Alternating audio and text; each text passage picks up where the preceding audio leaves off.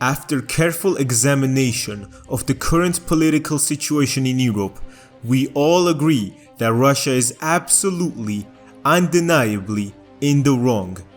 Agree? Так. Da, oui.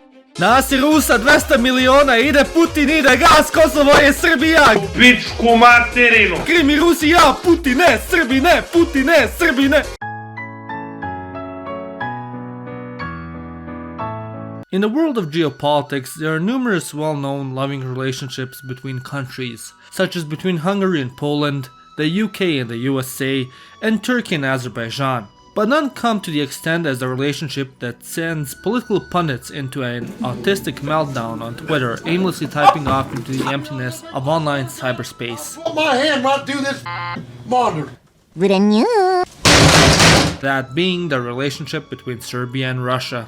To someone outside of the Balkans, this relationship might seem extremely strange, that one small country has such a bro-ner for another nation well over 1,000 kilometers away. So much so that it will congratulate its leader's birthday on its billboards in its capital. Some might even find it repugnant due to the current happenings in Eastern Europe, and even question Serbia's determination to join the EU. But to understand why Serbia loves Russia so much, there is no other option than to travel back into the past, when the world was a much simpler place and you could actually purchase things with the Turkish lira. The beginnings of this bromance date back to the middle of the 14th century, when Serbia was building an empire that would go on to encompass most of the Western Balkans and most of modern-day Greece. However, that wouldn't last long, as the empire quickly became decadent and succumbed to infighting between the local lords. Nothing new for the Balkans. Opportunistically, the Ottomans engaged Serbia in several battles, taking advantage of the instability within the empire and decimated their army. The most famous battle of which was the Battle of Kosovo, where Serbia received a devastating defeat and most of the country succumbed under Ottoman rule. Due to the change of management within the Balkans, many Serbs decide to pack their bags and leave their homes, because anything is better than living under Turkish rule, as the Turkish diaspora in Berlin can confirm. Thus, many fled for Russia, where they would be taken in with open arms and allowed to settle. This trend would continue over the centuries as the Ottomans took more and more control of Serbia and tightened persecution against the Christians in the empire. In the 17th and 18th centuries, with the Wars of the Holy League, war encompassed the areas of where most Serbs lived in the Ottoman Empire. At the same time, there was an increase in maltreatment of them by the Turks, as polarization between Christians and Muslims grew stronger each day. Thus, as a result, hundreds of thousands of Serbs left the Ottoman Empire in an event that would come to be known as the Great Migration of the Serbs. Most left and settled in the south of Hungary, ditching the empire with an incredibly complicated language for a kingdom with an even more ridiculous language. From there, many would also be resettled into Russia by the Habsburgs, where they'd be given land in Russia's military frontier areas of modern-day Kirovgrad and Luhansk Oblast in Ukraine. But hey, even living in an active war zone is better than learning the Hungarian language. At the time, the provinces they were given also boasted the names of Slavo-Serbia and New Serbia. Alongside that, many villages and settlements were named after the settlements they left in Serbia and Hungary, such as Pančevo, Vršac, Subotica, and many others. However, the relationship between Russia and Serbia hadn't reached an excessive level yet that would put into question their heterosexuality. It was similar to the one between Serbia and Hungary. Many Serbs were allowed to settle in Russia as they were intended to be the first men on the front line against invading armies, as was the case in Hungary. Serbia's affinity towards Russia started to bloom throughout the 19th century. As the Ottoman Empire declined, many of its conquered peoples, like the Serbs, started aspiring for independence and self-rule. Russia, being an empire on the rise and the rival of the Ottomans, took this opportunity and supported both of the Serbian uprisings in an effort to weaken the Ottomans, providing them with weapons and ammunition. The country even publicly vowed that it will protect Serbia. Later on, in 1876, Serbia would declare independence from the Ottomans and receive military support from Russia, as both nations would fight the Ottomans together. achieving victory and Serbian independence, for the first time since 1540. Without Russian support, the country most likely wouldn't have seen independence until further on in the future, making the Serbian nation greatly indebted to the Russian Empire for their contributions to their independence. By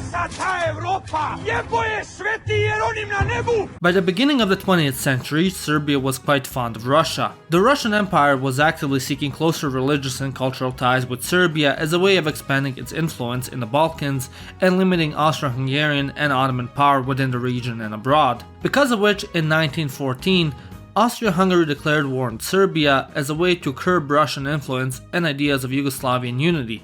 As a response, Russia declared war on Austria-Hungary in defense of Serbia. Both countries got beaten so badly that they practically became different countries entirely. Nevertheless, the people of Serbia were tremendously grateful. In the center of Belgrade, you can even find a statue of Tsar Nicholas II for precisely this reason. After the First World War, the Kingdom of Yugoslavia and the Soviet Union were both formed. Despite previously friendly relations between the two, the USSR and Yugoslavia for a while shared mutual animosity against each other due to opposing ideological views. Yugoslavia was actually aware of how the world worked, and the USSR thought that basing your politics off of Twitter was a good idea.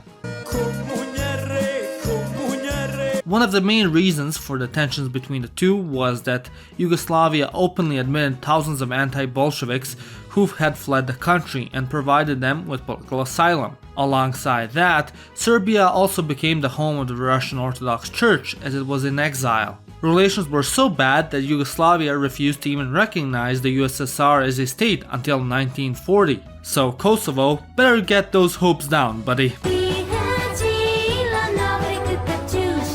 Relations between the two didn't start to pick up until Yugoslavia fell under German occupation in World War II. During that time, the USSR supported Yugoslavian communist partisans, and later on, in 1944, directly fought side by side with them as they liberated the country from fascist rule. After the end of the war, contrary to initial assumption, relations between Yugoslavia and the USSR continued to deteriorate as more ideological disagreements popped up, and Yugoslavia refused to side with either the East nor West, thinking both were having a temper tantrum.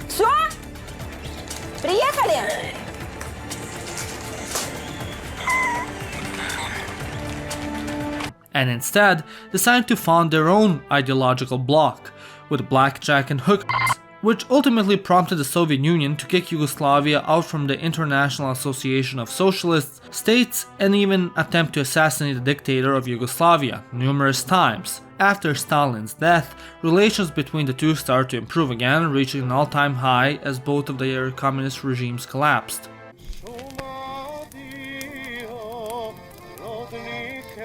One of the de facto most influential events that dictates Serbia's simping over Russia is none other than the Yugoslav Wars. Fight back!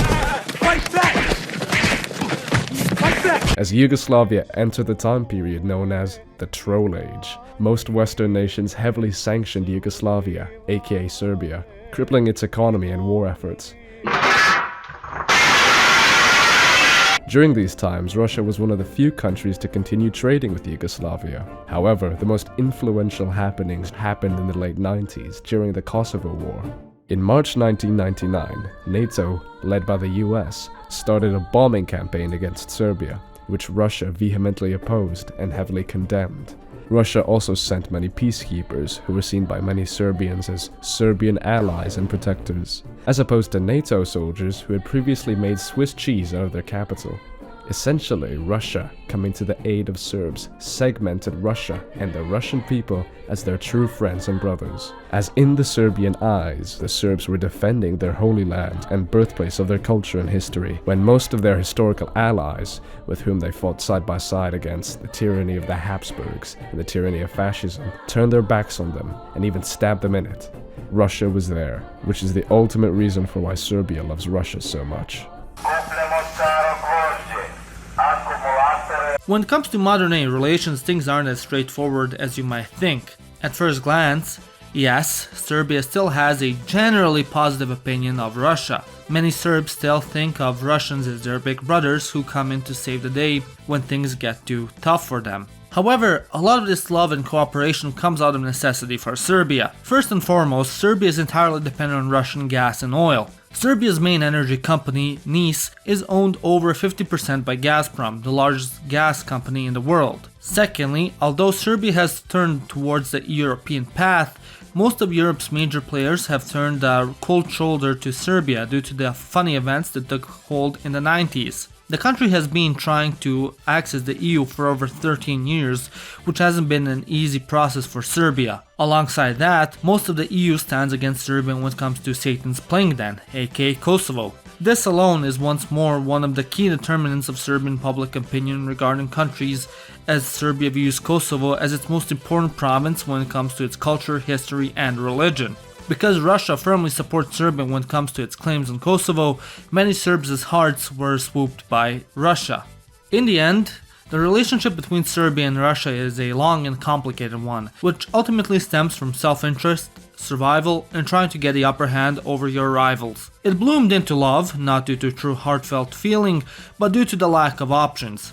Had another power stepped in when Serbia needed its support the most, maybe this video wouldn't even exist. Hopefully, the political landscape will change one day so that two can indulge in their feelings without scrutiny, but time can only tell. Anyways, I hope you enjoyed this video and you learned something new from it. If you did, click the subscribe button, and if you really did, consider becoming a member like these lovely people: Craig Zeeves, Mickey D, Pavan, Anthony Newtube, Roland S, Emanuel Dunchila, Andrei Sorin Parskiv, Pudel Roz, Ramberlad, Jože Borat, PC-chan, CL King, Evangelist Gru, Adam Cube, Mate Radu, Raj, Exalted TD45, Burker1237, Kaza Mears, Engineer Civius, Andy the Salad God, Von KL47, Alexander Gibra, Kyle Wilcox, and Alfredo Jimenez. My name is Janos, and you've watched Living Ironically in Europe. Hey, why are you leaving?